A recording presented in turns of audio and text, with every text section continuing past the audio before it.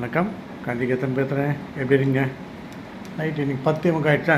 ஒரு விஷயம் ஒன்று பேசிடலாமா? அதான் இந்த தாம்பரம் வரதாஜபுரம்னு ஒரு இடத்துல நேற்று ஒரு பொண்ணு ஒன்று சூசைட் பண்ணிட்டேன் அப்படின்னு சொல்லி ஒரு கேஸ் நடக்குது.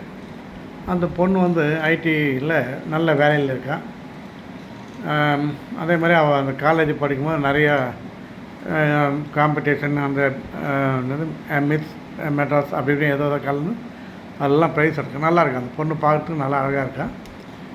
அதுக்கு என்னென்னா சிங்கிள் மதர், அந்த அம்மா மட்டும் இருக்காங்க. ஒரு பொண்ணு ஒரு பையன். பையன் வந்து ஃபாரினில் ஒர்க் பண்ணுறான்.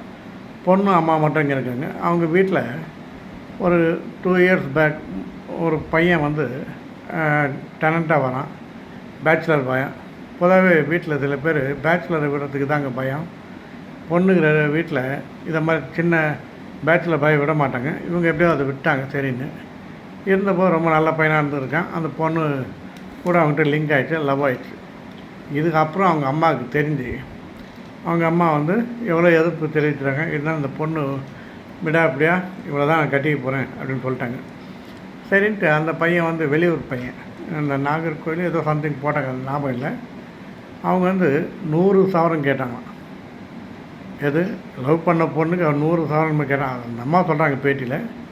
இவங்க வந்து 100 சவரம் முடியாதுன்ட்டு 40 சவரம் போட்டாங்க. பையனுக்கு ஒரு 5 சவரன் போட்டாங்க.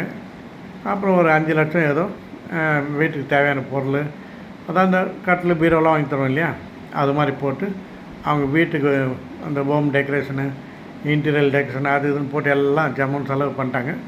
கல்யாணமும் பண்ணிட்டாங்க. எப்போ 2 இயர்ஸ் பேக் தான் கல்யாணம் ஆச்சு. ஏன்னா அந்த பொண்ணுனுடைய விருப்பத்தினால்தான் இது. அப்படியே ஸ்மூத்தாக போகும்போது அந்த பையன் அங்கே ஒர்க் பண்ணியிருக்காப்புல.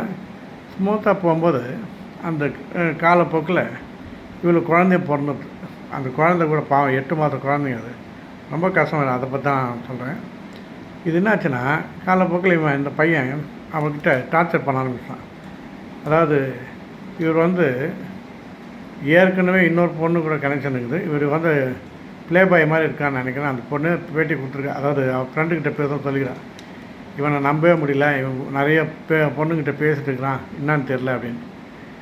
இது 8 மாதம் குழந்தை இருக்குது. சரி இப்படி இன்னும் தெரிஞ்சுடான்னு பார்த்தா அவன் அடிக்கடி பணம் கேட்டே இருக்கிறான். இது மாதிரி நான் வந்து ஒரு கோழி பிஸ்னஸ் ஆரம்பிக்க போகிறேன், கோழி பிஸ்னஸுக்கு ஒரு 10 லட்ச ரூபா வேணுமா. அது என்ன கணக்கு தெரில. உடனே ஃபுல் ஃபார்ம் நடத்து வரான்னு தெரியல சொல்லி அது அந்த அம்மா பாவம் பொண்ணுக்காக என்ன பண்ணால் அங்கங்கே கடன் வாங்கி நகையை வச்சு ஏதோ அப்பப்போ ஏதோ கொடுத்துட்டு இருக்காங்க. இருந்தாலும் இந்த பையனுடைய டார்ச்சர், பையன், அவங்க அம்மா அப்பா கூட அவங்க தம்பி, அதாவது அந்த மக்கள்னு சொல்லல அவர், 4 பேரும் சேர்ந்து இந்த பொண்ணை டார்ச்சர் பண்ணியிருக்காங்க. இப்போ என்ன பண்ணுறது ஒன்று சரி குழந்தை பிறந்தாலும் தெரிஞ்சுன்னு பார்த்தா அது அப்படியே கண்டினியூ ஆகுது. அப்படியே அவங்க தம்பியும் திட்டுறது, அதான் அந்த பாரிலுங்கிறாங்க, அந்த பையனையும் திட்டுறது, அவங்க அம்மாவையும் திட்டுறது அப்படின்னு திட்டினே இருக்கிறது எப்போ பாரு. இப்படி இருக்கும்போது அவன் என்ன பண்ணுறான், அவன் ஃப்ரெண்டுக்கிட்ட பேசுகிறான். இது மாதிரி நான் தெரியாமல் பண்ணிட்டேன். வீட்டில் அம்மாகிட்ட கேட்டேன், இது நீயே செலக்ட் பண்ண வாழ்க்கை தானே, இப்போ நான் என்னென்னமோ பண்ண சொல்கிறேன். ஏன்னா அவங்க சிங்கிள் மதராக இருக்காங்க, சப்போர்ட்டுக்கு யாரும் இல்லை, அவங்க யார்கிட்ட போய் புலம்புவாங்க. அதனால் அவங்க அப்படி சொல்லிட்டாங்க. அதுக்கு அவன் ஃப்ரெண்டு நல்லா அட்வைஸ் பண்ணியிருக்கான். ஒன்றும் இல்லாடி இப்போது அம்மாக்கிட்ட சொன்னால் இது மாதிரி சொல்கிறாங்களே, நீ முடிஞ்சால் பாரு, இல்லை நீ வந்துடு, பிடிக்காத வாழ்க்கையை விட உனக்கு பிடிச்ச வாழ்க்கை எது அதை செலக்ட் பண்ணிக்கோ, நீ டெய்லி இருந்து ஏன் நீ கஷ்டப்படுற அப்படின்னு சொல்லியிருக்கான். இப்போ வெளியே சொந்தக்காரனுக்கு பயந்துன்னு வெளி உலகத்துக்கு பயந்துன்னு சொன்னான். அவன் ஃப்ரெண்டு சொல்கிறான், நீ எப்படி இருந்தாலும் உன்னை வெளி உலகம் ஒரு மாதிரியாக தான் பேசும். பொதுவாக அதாங்க நம்ம வந்து இந்த மாதிரி இதில் வெளியே இருக்கவங்கள பார்க்கக்கூடாது. நம்மளுக்கு என்ன முடியுமோ அதை செய்யணும் மன தைரியமாக. இவன் என்ன சொல்கிறான், ஃப்ரெண்டு சொல்கிறான், நீ வெளியே வந்துடு, ஏன்னா நீ டெய்லி கஷ்டப்படுறத வெளியே வந்துட்டேன்னு ஃப்ரீ ஆகிடுவேன், நீ குழந்தையும் பார்த்துக்கலாம், வெளியே வந்து பார்த்துக்கலாம், அது அப்புறம் நீ ஒரு முடிவு எடுக்கலாம் அப்படின்னு சொல்கிறான். அந்த ஃப்ரெண்டு நல்லா அட்வைஸ் பண்ணுறான். ஆனால் இந்த நேரத்தில் எடுத்துக்க மாட்டாங்க யாருமே. பொதுவே நம்மளை அட்வைஸ்னாலே பிடிக்காது. அதனால் சரி என்ன பண்ணுறது அப்படின்னு சொல்லும்போது திடீர்னு பார்த்தா இந்த 3ஆம் தேதி, இப்போ என்ன இன்றைக்கி 7 இப்போ போச்சு பாருங்க, 4 நாள் முந்தி 3, அந்த 3ஆம் தேதி அந்த பொண்ணுடைய தம்பிக்கு ஃபோன் பண்ணிக்கிறான். இந்த மாப்பிள்ளனுடைய தம்பி ஃபோன் பண்ணி இது மாதிரி இவங்க மயக்காட்சி வந்திருக்காங்க, என்னான்னு தெரியல. அவங்க உடனே அந்த பையன் ஃபாரின்லேருந்து வந்திருக்கான் போது. உடனே சரின்னு எல்லாம் வந்து பார்த்தா அதுக்குள்ளே ஹாஸ்பிட்டலுக்கு கூட்டிட்டு போனேன். உடம்புலாம் ஒரு மாதிரி ப்ளூஸ் ஆகிடுச்சு, ப்ளூ கலரில். செங்கல்பட்டு ஹாஸ்பிட்டல் தான் எடுத்து போயிருக்காங்க. அங்கே போனால் ஆல்ரெடி டெட் சொல்லிட்டாங்க, வரும் வழியிலே போயிட்டாங்க, இது எப்போ இறந்துட்டாங்க அப்படின்னு. அப்புறம் என்ன ஏதுன்னு போஸ்ட்மார்ட்டம் பண்ணால் இந்த தலையிலையும் ஸ்ட்ரெஸ்ஸுலேயும் நல்லா பலமாக அடிச்சிருக்காங்க அப்படின்னு சொல்லி இப்போ போலீஸ்லாம் வெரிஃபிகேஷன் பண்ணி அவங்கள அரெஸ்ட் பண்ணியிருக்காங்க. இதில் நான் என்ன சொல்ல வரேன்னா, இவங்க வந்து உடனே பனிஷ்மெண்ட் கொடுக்கணுங்க. அதாவது இந்த டவுரி கேஸ்ன்னு போகிறாங்களே, அவங்க கொடுக்குறது அதாவது நல்லபடியாக வச்சுருந்தா யாராக இருந்தாலும் பசங்களுக்காக தான் நம்ம செய்யறதுக்கு ரெடியாக இருக்கிறோம் யாரும். இது வந்து ஒரு மாதிரி டவுரி கேஸ், அதாவது கேட்டு கேட்டு போடுங்களான்ற பார்ட்டியாக இருக்குது. இதில் பசங்களுக்கு நான் என்ன பண்ணுறேன்னா, அது ஆணாகட்டும் பெண்ணாகட்டும், இப்போ வந்து எல்லாருமே ரொம்ப வீக்காக தான் இருக்கிறாங்க. எதனா ஒன்றுன்னா உடனே போய் சூசைட் பண்ணோம், இல்லை ஏதோ ஒரு முடிவு தவறான முடிவுலாம் எடுக்கிறாங்க. காரணம் எல்லார் கையிலும் இப்போ செல்ஃபோன் இருக்குங்க. அதனால் இவன் வீட்டில் வந்து அவங்க பேரண்ட்ஸுக்கிட்டேயோ ஃப்ரெண்ட்ஸுக்கிட்டேயோ வெளியே வந்து ஒரு ஐடியா கேட்க கூட முடியல. உடனே என்ன பண்ணுறான், வீட்டில் வந்து எது மாதிரி பிரச்சனை உடனே யூடியூப் சர்ச் பண்ணுறான். பார்த்தோன்னா அதில் வந்து கோட்டு சுதை ஏதோ ஒன்று அப்படி போடுறான். போட்டால் எப்படி போனால் ஈஸின்னு அந்த மாதிரி சூஸ் பண்ணுறாங்க. அதெல்லாம் தப்பு.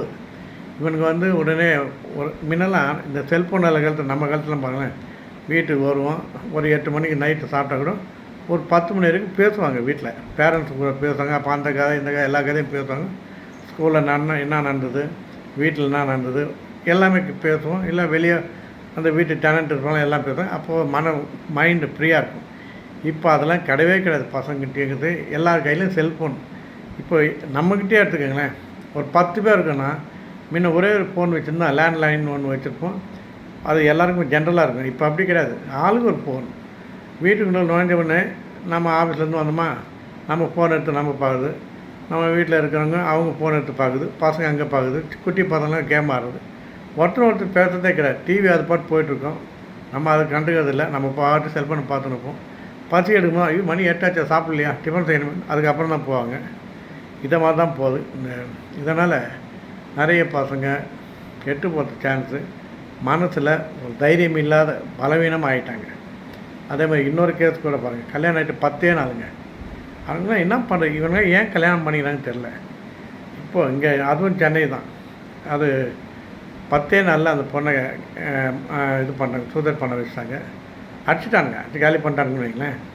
அதுக்கு என்னென்னா அந்த பொண்ணுடைய அம்மா சொன்னாங்க, இவன் ஆல்ரெடி இவனுக்கு இன்னொரு பொண்ணு கூட, அவங்க அக்கா பொண்ணு கூட லிங்க் இருக்குது.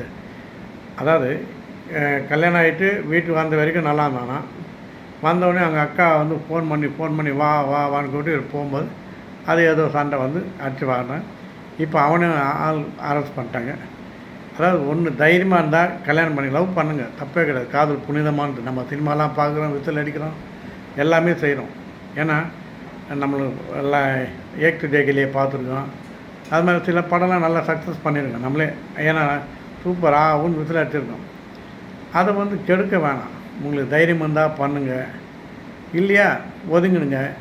அப்படி இல்லையா ரொம்ப சீரியஸ் ஆகிட்டா அப்புறம் கூட நம்ம பண்ணுறேங்க. பேரண்ட்ஸுக்கிட்ட எதுனாலும் பகிர்ந்துக்கங்க.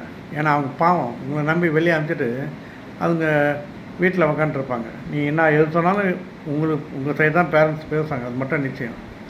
அதனால் எதுனாலும் கொஞ்சம் ஓப்பனாக பேசுங்க. பெரியவங்களுக்கு பாரத்தை கொடுக்காதீங்க, அவங்களுக்கும் ரொம்ப சுமையை ஏற்றாதீங்க.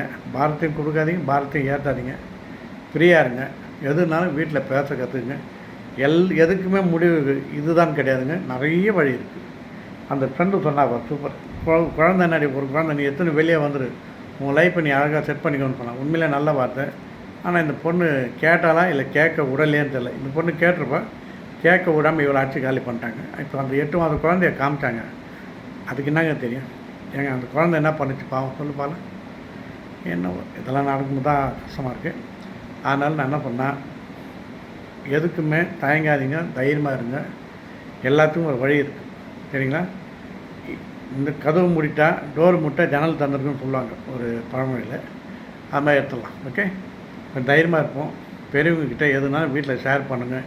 இல்லாட்டி உங்கள் ஃப்ரெண்ட்ஸுங்கிட்ட பேசுங்க. இல்லைன்னா நல்ல உங்கள் டீச்சர் இருப்பாங்க, அது மாதிரி யார்கிட்டும் கொஞ்சம் பார்க்குதுங்க. ஒரு 4 பேர்கிட்ட சொன்னால் ஒரு ஐடியா கிடைக்கும். அதுதான் விஷயம். ஓகேவா? அதுவே தெரியல, அந்த நியூஸ் பட்டிலேருந்து எனக்கு அது மேலே ஒரு மாதிரி குழப்பமாக இருக்குது. நிறைய பேர் இப்படி தான் என்ன பண்ணுறதுன்னு தெரியாமல் முழிக்கிறாங்க. அதுக்காக தான் நான் பேசுகிறேன். ஓகே, எல்லாத்துக்கும் வழி இருக்குது. ஜாலியாக இருப்போம்.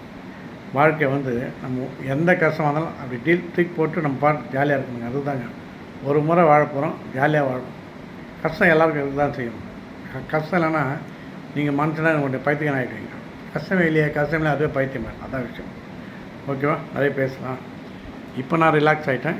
நீங்கள் இதை பார்த்துட்டு நீங்களும் கொஞ்சம் ஐடியா பண்ணுங்கள். ஒரு 4 பேர்கிட்ட சொல்லுங்களேன். கொஞ்சம் அப்படி நம்ம இப்படி தான் சொல்லிக்கலாம். நீங்கள் 4 பேருக்கு சொன்னீங்கன்னா அது அப்படி போகும். ஓகேவா? Good night. பார்க்கலாம் மீண்டும். மேலே என் பெருமாள் பார்த்துன்னே இருக்காரு. எல்லோரும் நல்லது செய்ய பெருமாளே.